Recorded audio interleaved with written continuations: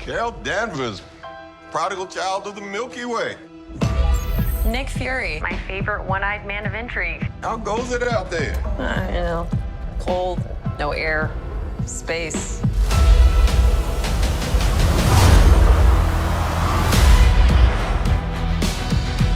Captain Marvel, the Annihilator. You took everything from me. And now I'm returning the favor.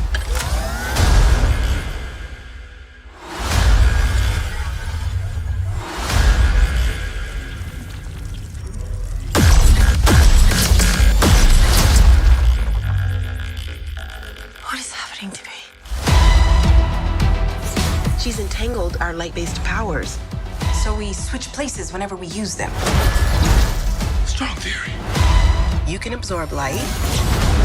I can see it. And Kamala, Who's Kamala? Hi. She can turn light into physical matter, which I have never heard of. I could totally show you. No!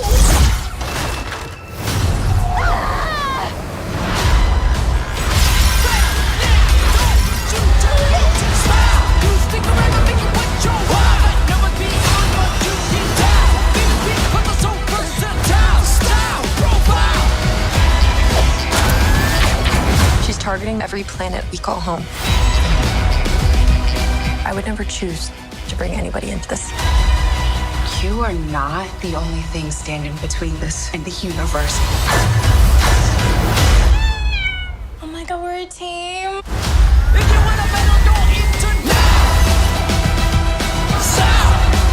Higher. Further. Faster.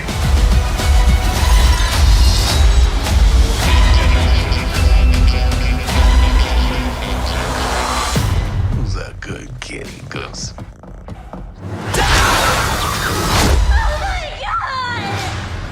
I can't.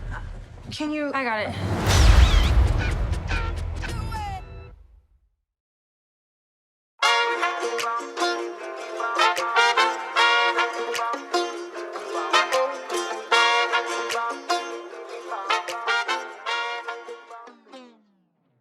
Welcome back to the Real Table Podcast with your boy, Michael Carter, and I'm so glad that you've decided to listen to this episode today.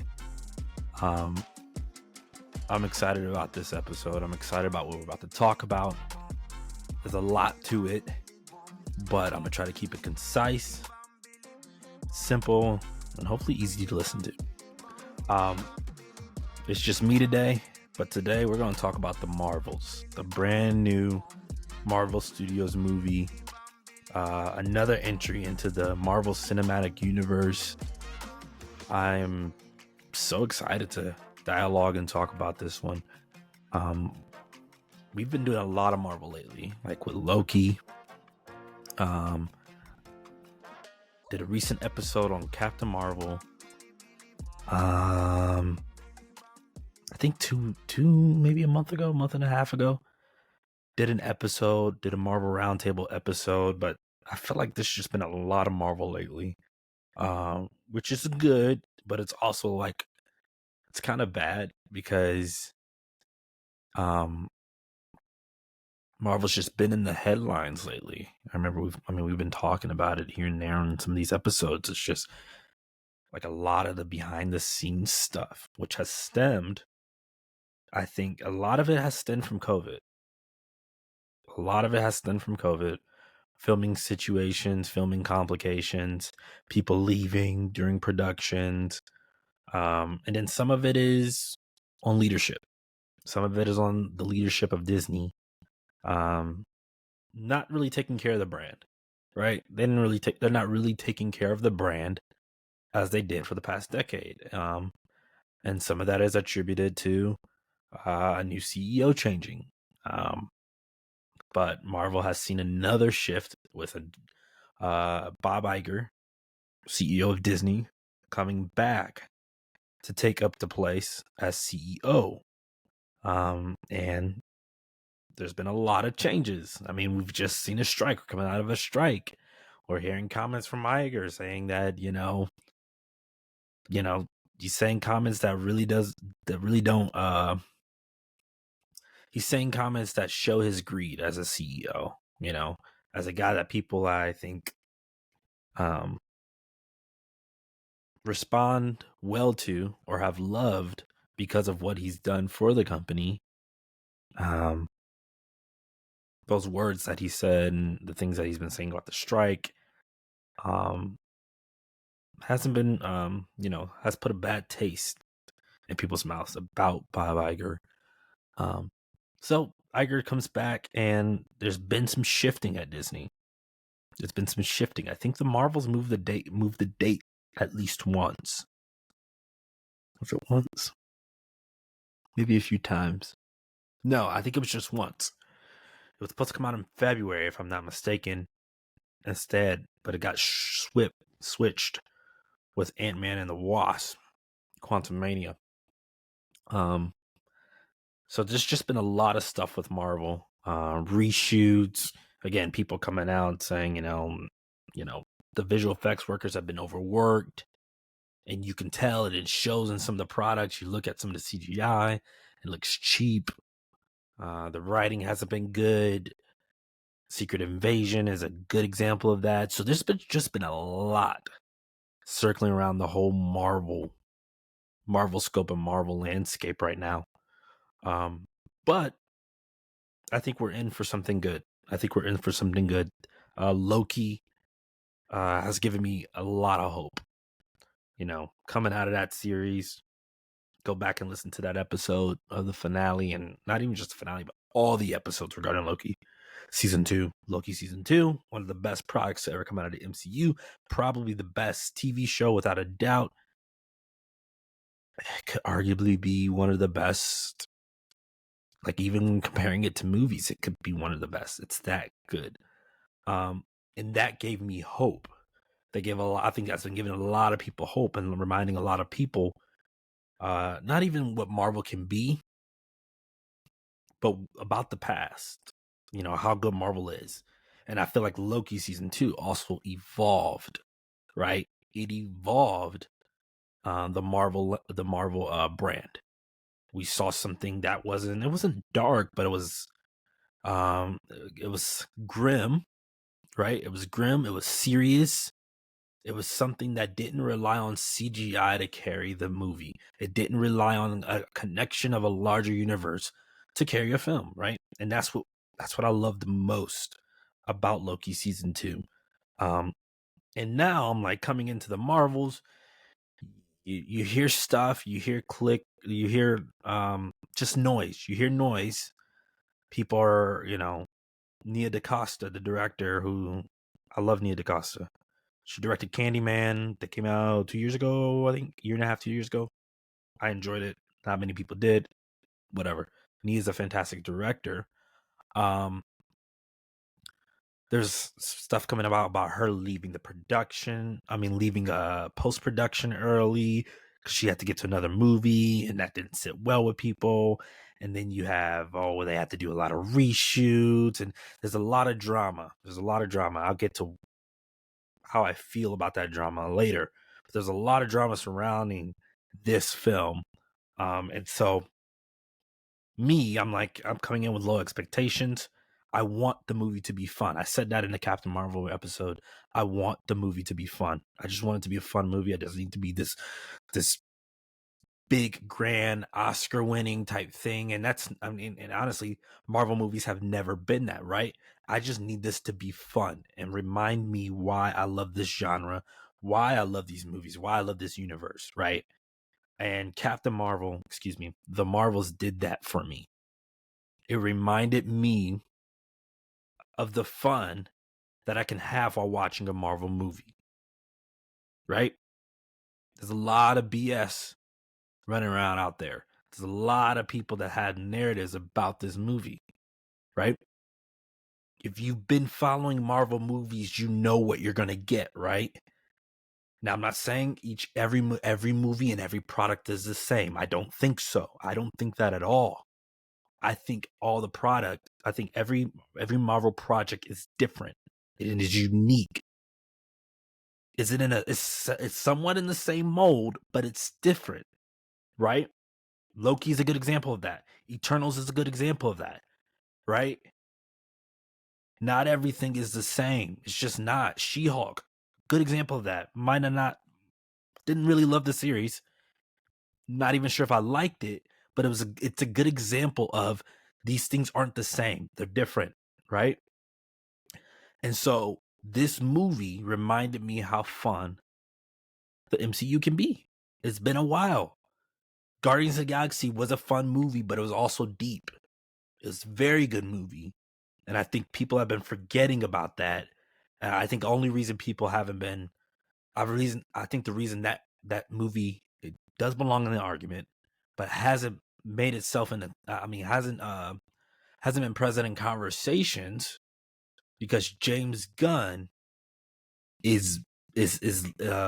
James Gunn has his hand in that.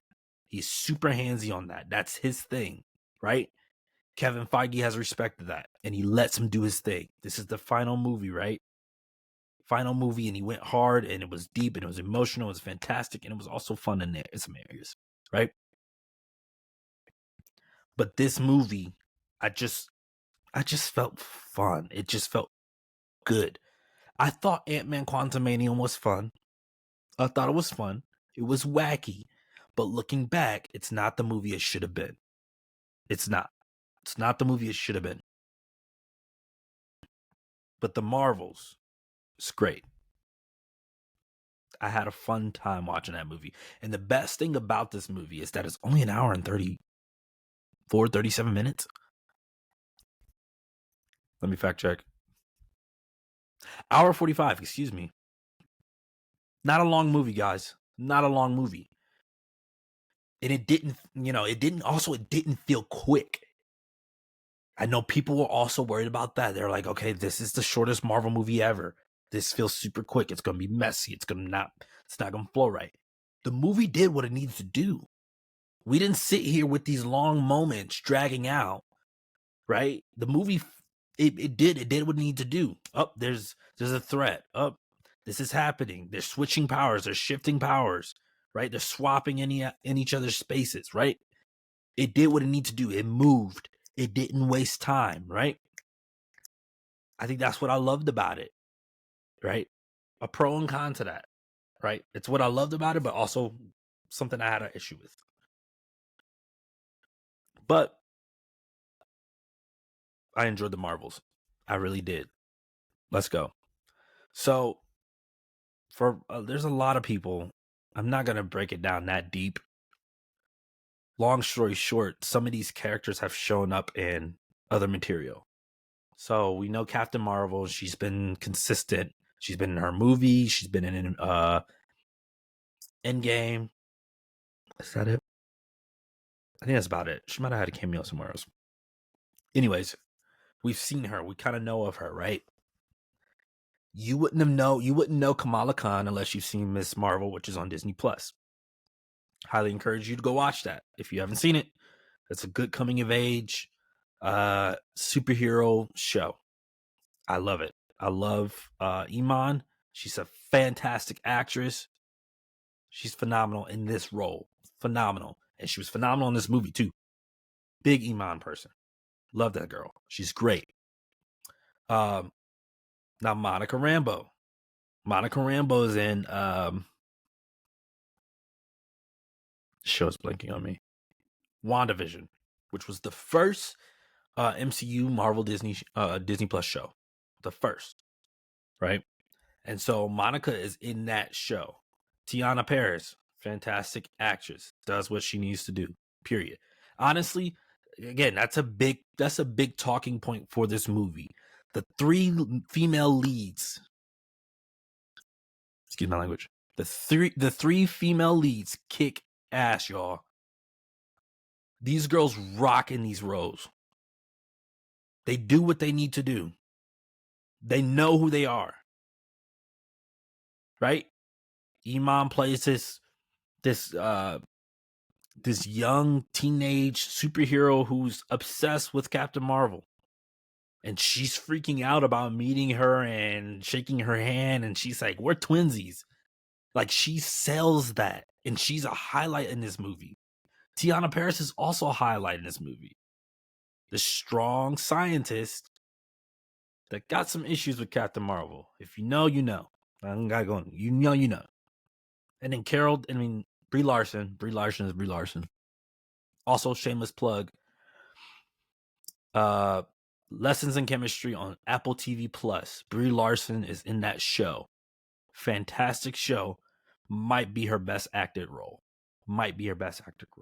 But Brie does what she needs to do in this show. In this movie. She's great. She's a great Captain Marvel.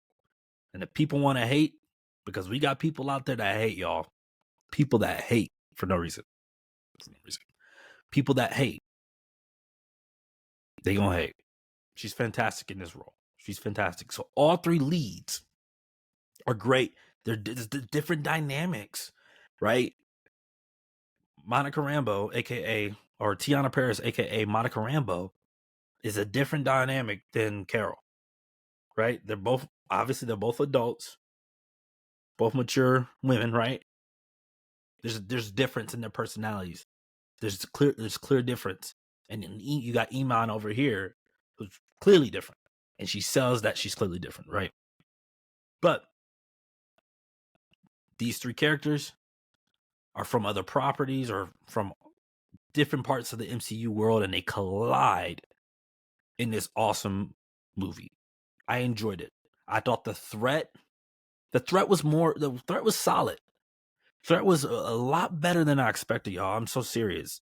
So the threat is a Kree protagonist that has some ties. I won't go into that. That's a spoiler. It's a Kree antagonist. Kree, one of the races, or one of the species that were in Captain Marvel, in Guardians, of the main villain in Guardians, Ronan. He's Kree, right? Captain Marvel was a Kree, was fighting with Kree at one point in the first movie. This villain is a Kree. And again, that's all I'm gonna say. She's I liked her a lot better than I thought I was.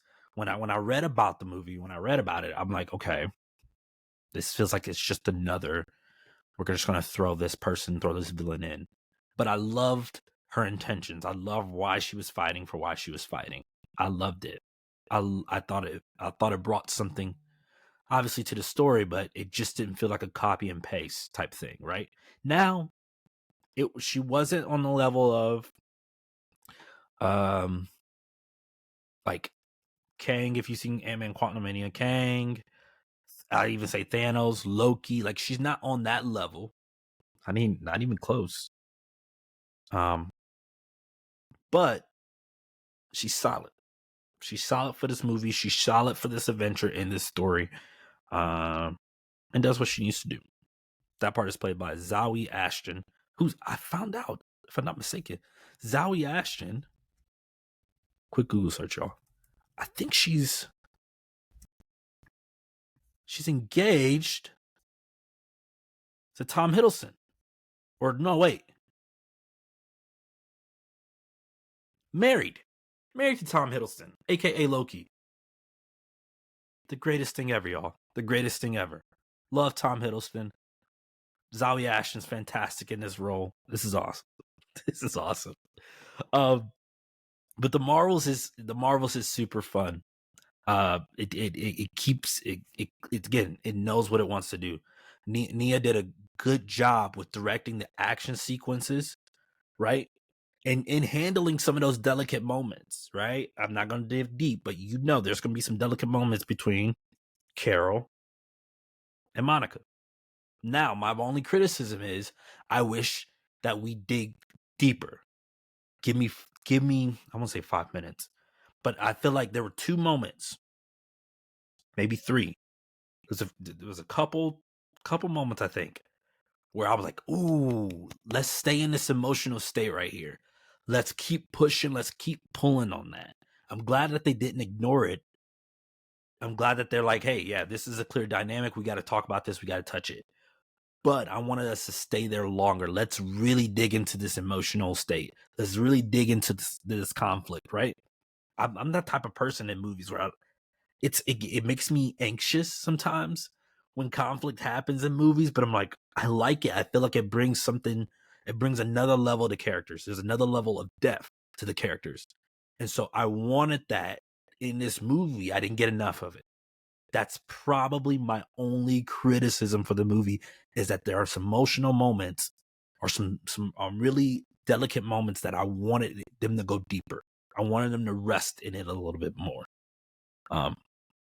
But again, I think I thought about this for another movie that I saw today. With that being the only thing, I think the whole movie itself is good.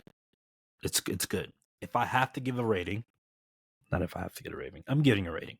If I get a rating, give it a rating, I will put it at a 3.5 out of 5. 3.5 out of 5. It's one of those movies where I think, go see it, man. Just go see it.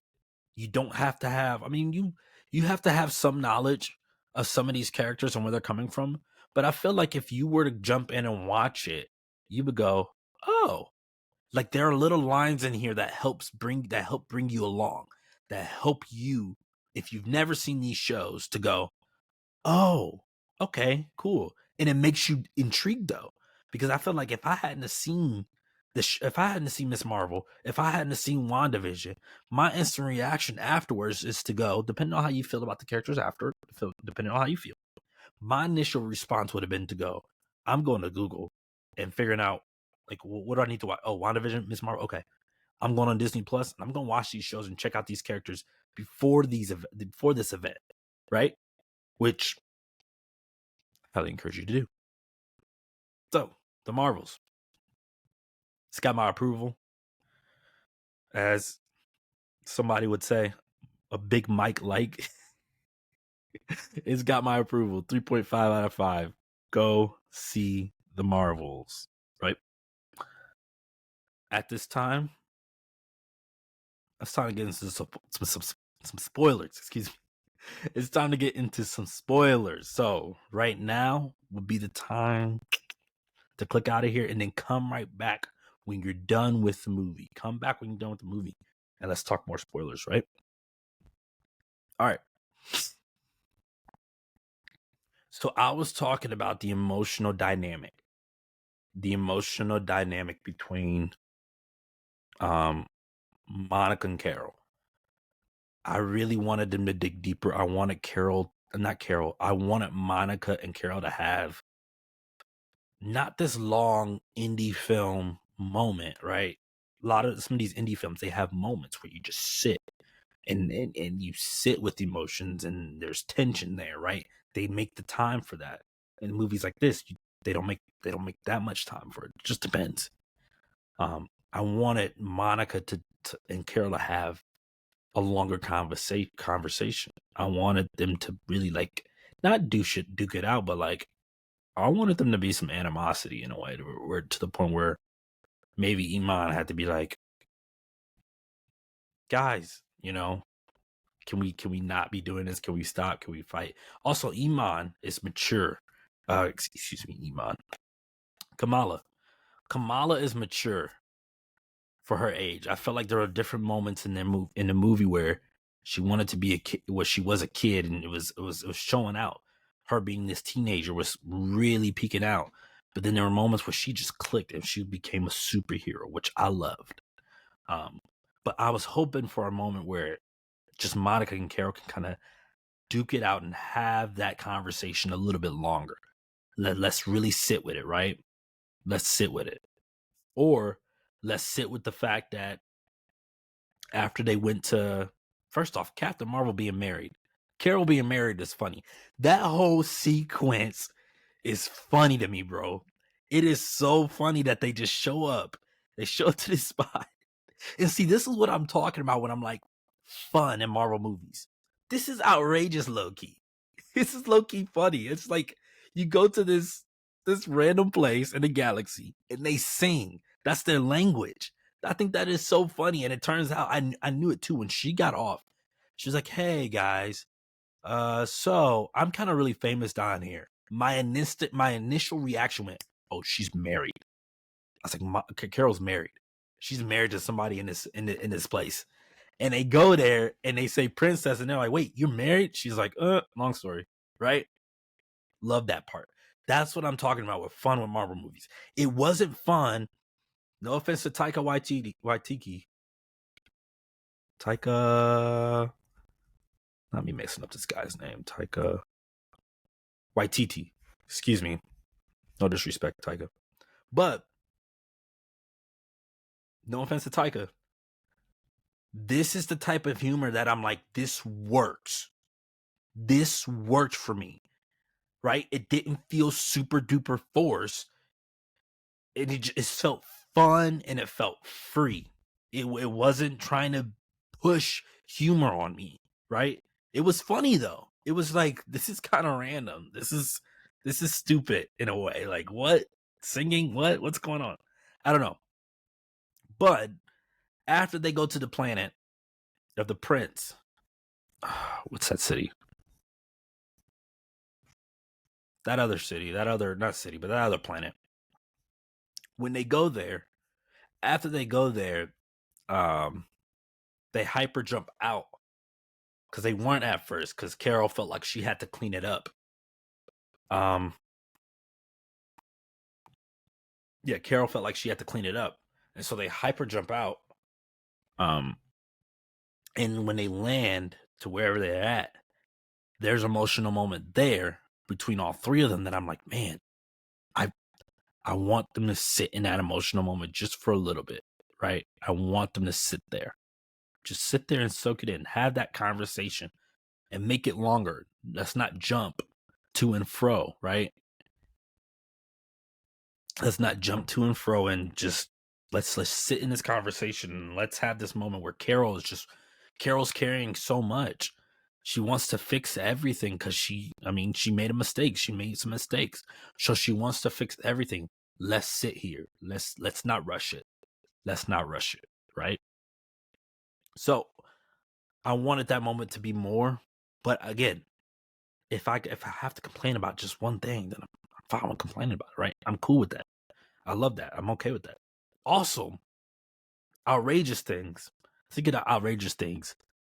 Goose having babies. Nuts. Goose having babies all over that ship is nuts. And not only that, they decide to use the cats to abort the ship. To abort the spaceship. They decide to use the cats. Like, makes no sense. But in my opinion, and to me, it's stuff like that makes me go, see, I've missed having fun with Marvel movies, right? And maybe there's an argument to go, well, Ant-Man Quantumania is fun, right? It's wacky, it's weird, but it is fun. I haven't seen it in a minute, so I don't have an updated thought on it. I just remember coming out like, oh, that was fun. That wasn't like bad, right? And some people thought it was bad, and etc. It's whatever. But there's something fun. There's something just harmless about this movie where it takes itself seriously in some moments, but it also does it, and it's okay with that. And that's what it should be, right? Not every superhero movie has to be. There's some superheroes where I feel like you gotta have a certain tone, right? Deadpool might be the most consistent superhero title besides Spider-Man and Batman, depending. There's a few more of those, but Deadpool is one that I can give an example off the top of my head where it's like Ryan Reynolds gets the character, right? He's not really serious at all. Deadpool just goofs around, right? Understanding the character. Not everything has to be serious, right? The Marvels, Loki season 2 are different. Different. Period. They're different, right?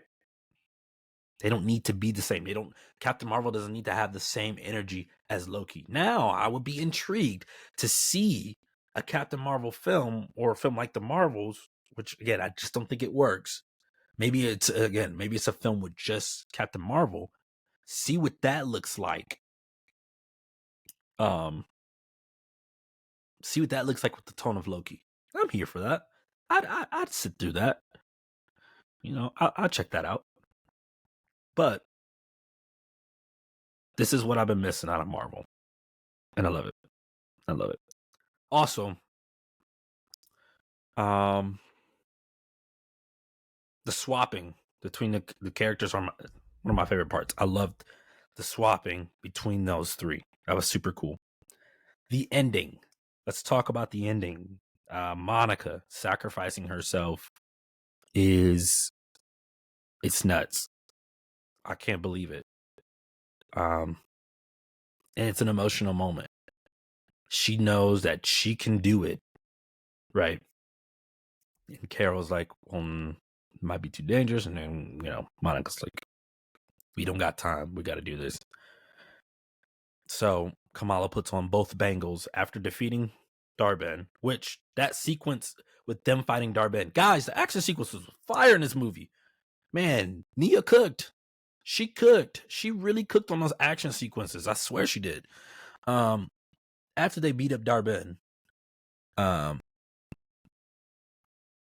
they Captain Marvel and Miss Marvel, they both use their powers and direct it at Monica.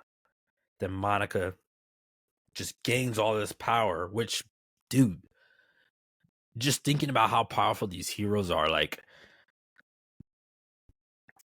excuse me, the universe is getting bigger. It's getting bigger. We know how powerful Captain Marvel is, but there's just something about seeing other heroes and seeing what they can do. I'm like, man, Monica is strong. Her powers are unique. She can get shifty on some of these villains, which I can't wait to see more of her. She's going to get shifty and she's going to be killing it out there. I cannot wait. But when they absorb her powers, when she absorbs their powers and then she flies towards the portal, the time gap thing where it's falling apart, she's flying towards it. And then she flies into it and around, basically another dimension, which is nuts. A whole nother dimension. Then she's using her powers to close it. Incredible.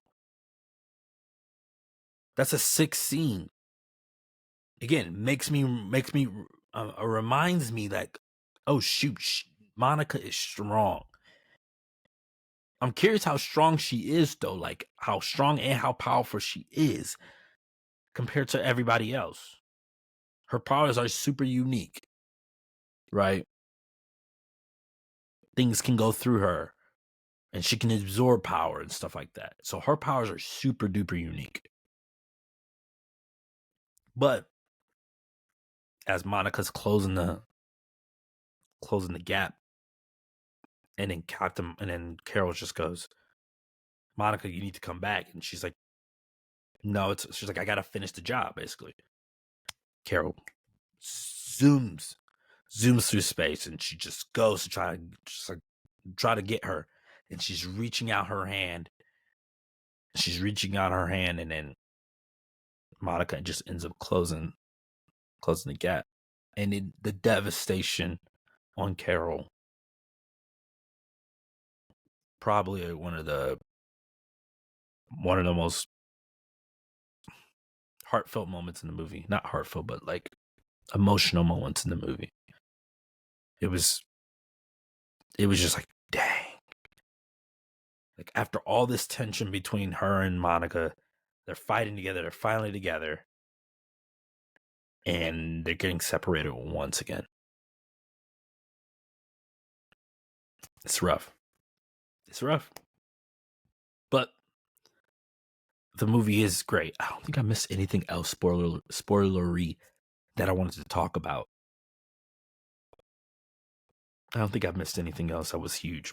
Maybe I'll think of something one day. Maybe it'll come back up. But I enjoyed this movie, y'all. This was a fantastic keep saying fantastic.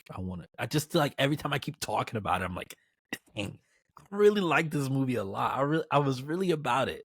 I cannot complain about this movie. But the Marvels, please go see it. Go check out that movie, y'all. Go check it out. The post-credit scene. Now the post-credit scene with Beast. Yo. What? Monica wakes up and she's somewhere, right? Some reality, and Beast from X-Men, for my non-MCUers who weren't there in the 2000s watching superhero movies. That's Beast from X-Men, y'all. X-Men, they're coming, and this is huge. And this is a big, I'm gonna sound the alarm. I'm gonna be sounding the alarm a lot with these next MCU episodes that we do in the future, whatever. Get on it, y'all. The MCU is coming back because the X-Men is huge. Got some of the coolest, most unique characters. X-Men, Fantastic Four, they're coming, right? And so to see this connection, which people are waiting for the X-Men, and they're coming, which means we're going to see the X-Men in Secret Wars. The X-Men are coming in Secret Wars, y'all. That's what that just confirmed to me, which is huge. They're essential to the storyline, I think. And they're essential to the Marvel Universe. So, I'm pumped. That post-credit scene is huge. I'm excited. But where is Monica? We don't know where she is.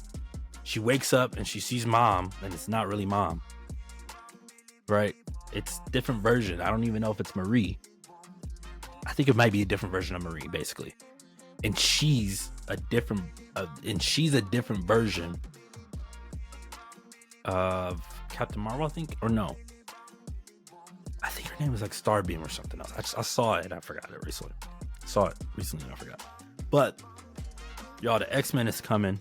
The Marvel Universe is getting bigger, and not only getting bigger, I think they're about to step it up. Get your folks that have fallen off. It's coming. It's about to come back, and they're about to blow it big time. Right? Big time.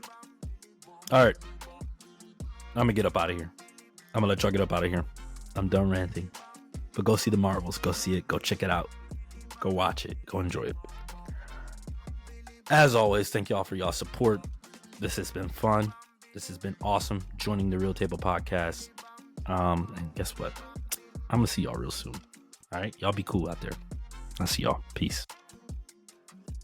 Thank y'all again for joining me today on the Real Table. Make sure you follow and share this podcast with anybody that loves movies or somebody that wants to just know more about the movie culture. Thank you so much once again. You can also follow me on Instagram at The Real Table Pod. You can follow me on Twitter at The Real Table. Once again, thank y'all so much. I'll see y'all soon.